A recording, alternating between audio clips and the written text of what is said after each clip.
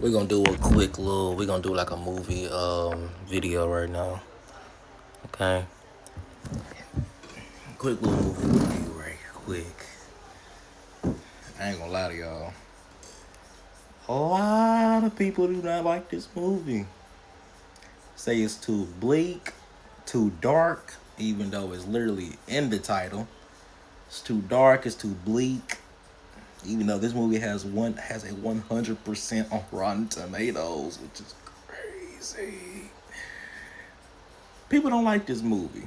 I understand why. You don't like seeing your superheroes get ripped and ate alive and torn to bits. I get it. I get it. But bro, this movie's cinema. Bro. I ain't gonna lie. Superman's story arc. Superman's story arc in this movie is really sad and it's so freaking good, bro. It's so good. And it's also pitiful to me that this is the only adaptation of Darkseid that I've seen so far where they got the character right.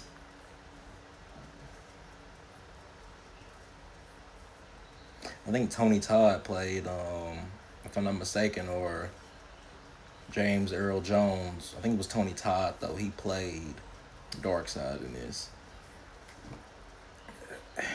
I can't. Also, this nigga Hellblazer, he a badass.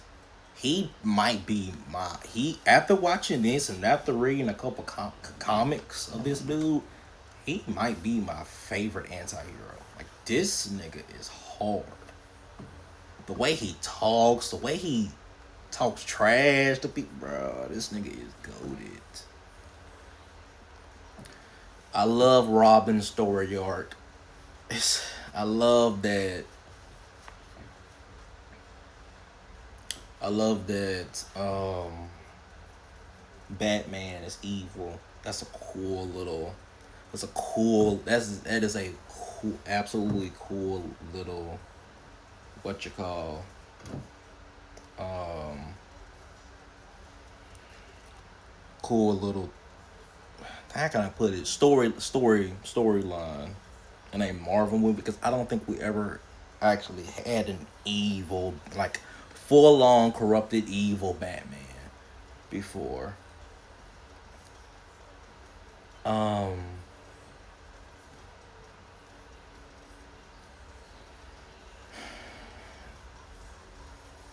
him and Robin's storyline throughout the movie is very well done.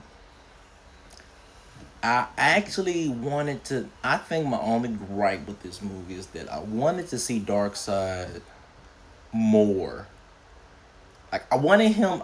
I wanted to see him fight the Justice League more than he did. Well, what was left of the Justice League? Because let's be honest, 95% of the Justice League got obliterated. And I also love the fact that Darkseid, he's this is why I say Darkseid will forever be, I'll say, top three of this. Just if we talking about overall villains, like unstoppable, like there's no like you cannot beat him. This has to be it. I think because you got to think about it, this movie. I think went after the comics a lot more than people just making stuff up as they go, like Marvel does.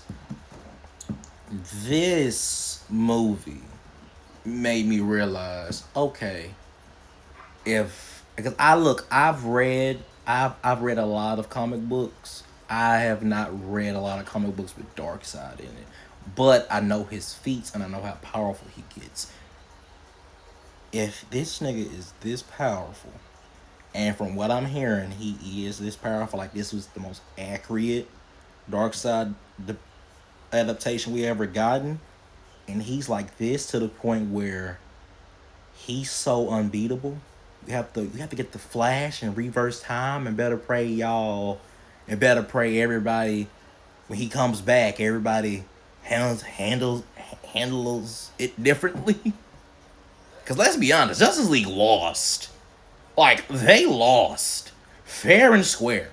It was nothing they could do to win. And a lot of people can bring up the fact that Thanos. The reason why Thanos won is because he destroyed the time stones. I mean, not the time stones. He destroyed all the Infinity Stones.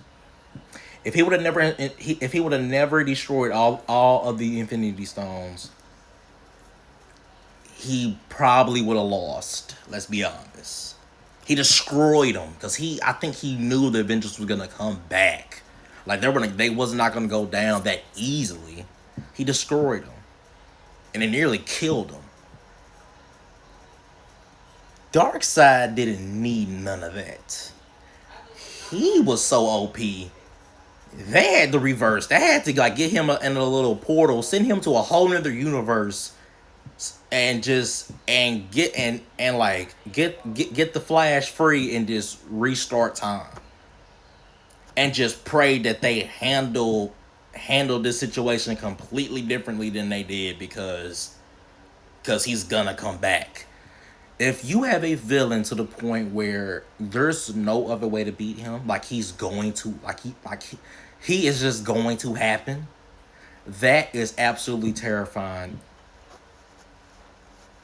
That is absolutely terrifying, and that is why I will forever say Darkseid is easily top 3 of the greatest villains of all time. I think the only reason, only 2 I'll probably pick over him, and a lot of people will say Galactus, which Galactus is a multiversal threat, but I don't like. You can kill Galactus. We've seen it in the comics. You can kill Galactus now. You can kill Galactus.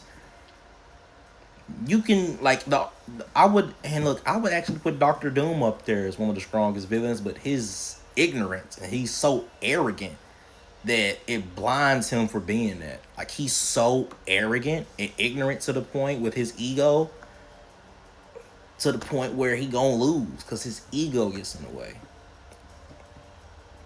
So that's why that's like the only reason Doctor Doom is not the strongest villain, cause like his ego gets in the way. That's the only reason why. I think the only freaking villains I will put as top 3 is I'll put the Joker, because no matter what the Joker does, he wins. And a lot of people can say, "Well, all Batman gotta do is kill him." Yeah, but but how many times have we been through this? That will never happen. So we have to move on. The Joker will forever live on. Joker, and I will say King Thanos. King Thanos won. If you read the comic, King Thanos won. Simple as that. He won. King Thanos, he just won. Darkseid wins every time he shows up. And like even like in the Zack Snyder's original, like I think like his plans for Justice League 2 and Justice League 3 was like the whole storyline was like they had to reverse time, because it didn't matter what they did, Darkseid was gonna win. That just makes, and that's why I said like Darkseid will go down as one of the greatest villains of all time. But this movie, a lot of people say it's bleak, a lot of people say it's dark. It's literally in the title. Like, what did you expect? And it's a rated R film, which I believe more DC movies should be rated R. The subject matter is too dark to be PG-13. I'm sorry. I'm not sorry. It's too dark to be PG-13. Like, it's in the title. Come on. But yeah, I love this movie. I love it. It's dark and it's sad, but at the same time, it's peak. Peak DC. I would love some more movies like this, DC. Please, James Gunn, get it done.